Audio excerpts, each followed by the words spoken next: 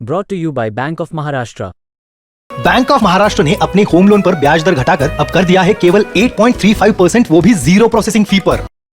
नमस्कार, आप देख रहे हैं बेस्ट तक। मैं रजत देवगन। आज बाजार में मुनाफा वसूली देखने को मिली और जिसका अनुमान था कि उठापटक देखने को मिलेगी। एक ट्रेडिंग सेशन में पॉजिटिव तगड़े तरीके से चढ़े थे। सोमवार के सत्र में, मंगलवार के सत्र में उतरा है। हुआ ये कि आज गिफ्ट निफ्टी बता रहा था कि 100 पॉइंट्स की तेजी के साथ खुल सकता है बाजार। उतनी तेजी के साथ खुले ही नहीं। 37 पॉइंट्स के गैप अप के साथ खुले थे। 75 पॉइंट ऊपर गया निफ्टी, तो उसके बाद हाफने लग गया। एकदम से ऊपर कोई बेचने को बैठा था और हायर साइड पे बिकवाली हो गई। आज के दिन का हाई है 21,813। वहीं से टूटते चले गए। ये जो एपिसोड था शुरुआती आधे घंटे के अंदर अंदर ही निपट गया था 21,813 के लेवल। ऊपर से फिर बिकवाली जो है वो हावी हो गई 21,501। ये लेवल तो आया, लेकिन ये आया है जाते जाते, यानी कि कमर टूटी है आखिरी में। दोपहर वाले ट्रेडिंग सेशन में एकदम से धड़ल्ले से टूट गए थे 2 सवा 2 बजे के आसपास। तो आज दिन था मुनाफा वसूली का। आज बहुत सारे स्टॉक्स हो गए हैं रिट्रेस।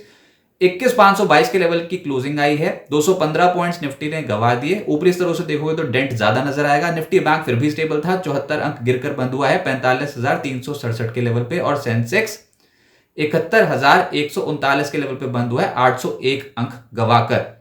13 शेयर्स निफ्टी के हरे निशान में बंद हुए हैं, 37 गिर गए। कंट्रीब्यूटर्स देखते हैं। गिरावट किसकी वजह से आई? रिलायंस इंडस्ट्रीज। आपको याद होगा कि कल 7% चढ़ा था रिलायंस इंडस्ट्रीज का स्टॉक, लेकिन आज उतर आया ऊपर। 59 पॉइंट्स का कंट्रीब्यूशन तो इसी की तरफ से था नेगेटिव। आईटीसी के नतीजों के बाद का इंपैक्ट था। आज ये 24.5% नेगेटिव कंट्रीब्यूशन दे रहा था, निफ्टी की गिरावट में कंट्रीब्यूट कर रहा था। बजाज फाइनेंस के नतीजे बाजार को पसंद नहीं आए, स्टॉक ढेर हो गया। एल&टी एचडीएफसी बैंक की वजह से दबाव बना। संभाल कौन रहा था? Tata Motors, SBI, HUL, BPCL, Grasim, यह संभालने की कोशिश कर रहे थे। मेजरली टाटा मोटर्स ये स्टॉक है इस समय फोकस में। शुक्रवार को आने वाले नतीजे, मार्केट कैप मारुति के मुकाबले पहुंच गया है, तो ये आप सोचो कि टाटा मोटर्स में तेजी जबरदस्त बनी है नतीजों से पहले। निफ्टी गेनर्स में टाटा मोटर्स आज का टॉप गेनर है। 0.25% ऊपर रहा ये स्टॉक, रिकॉर्ड लेवल्स पे पहुंचा है। बीपीसीएल 2% ऊपर रहा। आइशर मोटर्स 1% चढ़ गया। अदानी एंटरप्राइजेस आज भी 1% चढ़ा है। ग्रासिम का स्टॉक करीब करीब 1% चढ़ा है। निफ्टी लूजर्स में बजाज फाइनेंस 5% उतराया नीचे नतीजों के बाद। नतीजे बाजार को पसंद नहीं आए। बजाज फाइनेंस की हो गई पिटाई। अल्ट्राटेक 3% नीचे, टाइटन 3% नीचे, बजाज फिनसर्व ये भी स्टॉक 0.3% नीचे रहा। और रिलायंस इंडस्ट्रीज आज सबसे ज्यादा दबाव बाजार में, इसकी वजह से आज ये स्टॉक 2.5% से ज्यादा उतराया नीचे। एफएनओ गेनर्स पे सरप्राइज था जी एंटरटेनमेंट। ये स्टॉक एकदम से तेज हुआ। निचले स्तरों से खरीदारी, बहुत पिटाई तो ऑलरेडी हो ही चुकी है। आज 5.5% का उछाल था। सिंजीन ये थी बेट आज की, बहुत पॉजिटिव। दिन भर खरीदारी हुई है स्टॉक में और आज का रिटर्न सिंजीन में है 5% का। एचपीसीएल 4% चढ़ा, इससे ज्यादा तेज था एचपीसीएल, लेटर हाफ में उतरा है स्टॉक। आईईएक्स और बीएचईएल में 3% ज्यादा की तेजी बनी।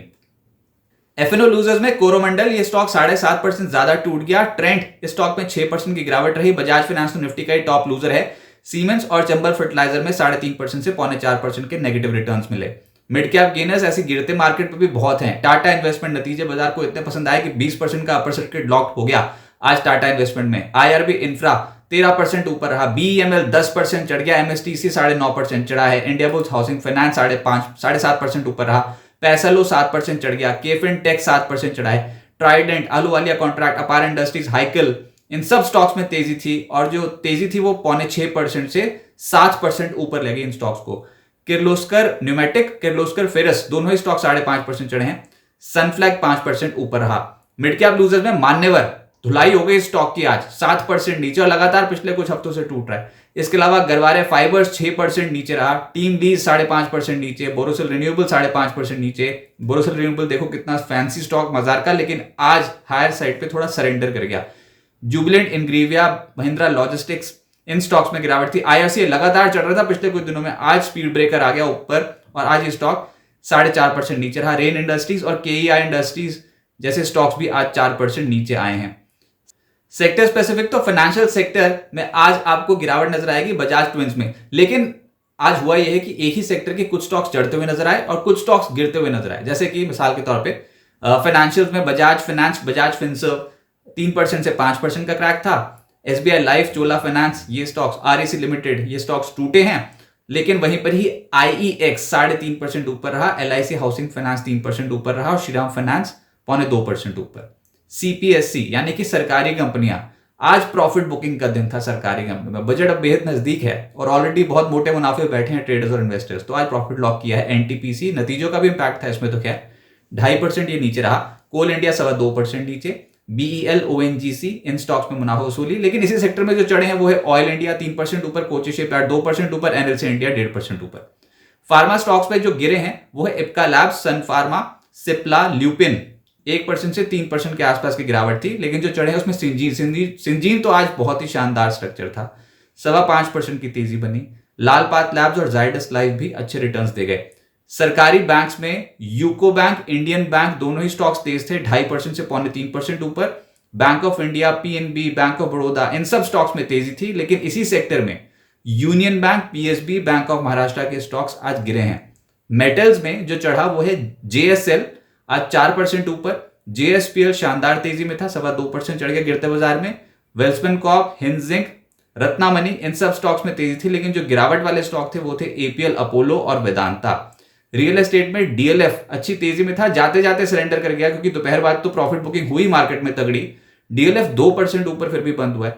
शोभा भी करीब 2% चढ़ गया, ओबरो रियल्टी भी 2% चढ़ गया। गोदरेज प्रॉपर्टीज, ब्रिगेड और प्रेस्टीज जैसे स्टॉक्स हल्के होते हुए नजर आए।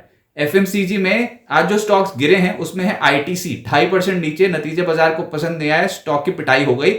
Colgate, Tata consumer, Varun beverages, McDowell, Britannia ये सब स्टॉक्स नीचे थे। लेकिन जो चढ़ा है वो है मैरिको, रैडिको और HUL इन स्टॉक्स में आज तेजी देखने को मिली। प्राइमरी मार्केट में आज एक लिस्टिंग हुई लेकिन लिस्टिंग थी खराब। ईपैक ड्यूरेबल की खराब लिस्टिंग हुई। इश्यू प्राइस था 230 का, उसके मुकाबले 221 के लेवल पे ओपन हुआ, यानी कि 4% ढीला ओपन हुआ।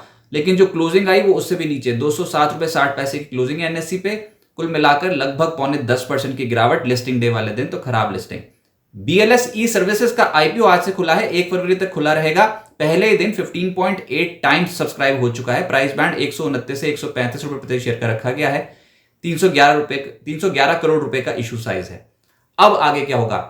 देखिए, इवेंट्स तो अब मेजर हैं ही बाजार के सामने। 31 जनवरी देर रात भारत के समय अनुसार US फेड की पॉलिसी आएगी। इंपैक्ट 1 फरवरी को पड़ेगा। 1 फरवरी को वोट ऑन अकाउंट है, यानी कि इंटरिम बजट है भारत में, वो सबसे बड़ा ट्रिगर है। बाजार उसी को भुनाने की कोशिश कर रहा है और पिछले कुछ दिनों में जो तेजी बनी है वो बजट के बलबूते बनी है।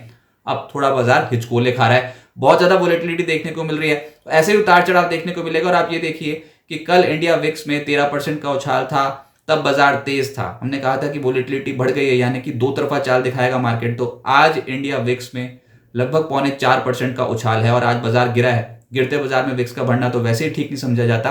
बाजार में पोजीशन साइजेस फिलहाल थोड़े कम रखने चाहिए, बाजार हिचकोले ही खाएगा ऐसा लग रहा है। और ये जो स्टेबिलिटी आएगी, कोई भी सिंगल डायरेक्शनल जो भी मूव आना है, चाहे वो स्टेबिलिटी हो या फिर गिरावट आनी हो या फिर तेजी बननी हो, वो बजट के बाद ही बनेगी। और FIs की तो वैसे भी अप्रोच को उतनी एग्रेसिव है ही नहीं इंडियन मार्केट्स को लेकर अभी।